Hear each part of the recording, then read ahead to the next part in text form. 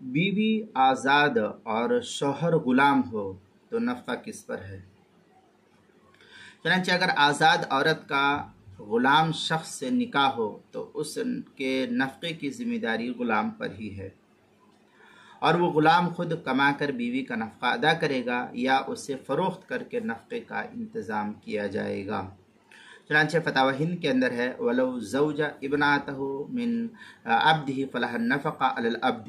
یہ فتاوی ہندیہ کی عبارت ہے، کتاب الطلاق الباب التاسع عشر فی النفقات الفصل الاول، جلد نمبر 1 صفحہ نمبر 551، جو پرانا چھپا ہوا نسخہ زکریا بک ڈپو دیوبند کا ہے۔ بدائع الصنائع کتاب النفقہ فصل فی شرائط وجوب هذه النفقہ، جلد نمبر 3 صفحہ نمبر 427، جو مکتبہ نعیمیہ بک ڈپو دیوبند کا ہندی نسخہ اس کے اندر۔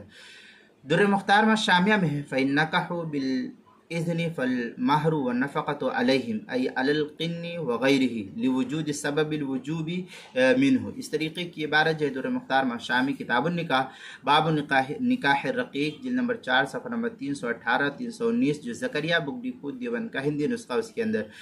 اور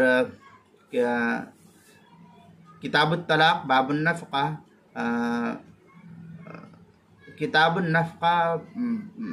کتاب الطلاق فتاوی شامی کتاب الطلاق باب النفقہ مطلب فی بیع العبد لنفقۃ زوجته۔ یہ فتاوی شامی کی عبارت ہے، فتاوی شامی ہی کے اندر ہے کہ جلد نمبر 5 صفحہ نمبر 351، جو زکریا بک ڈپو دیوبند کا ہندی نسخہ اس کے اندر۔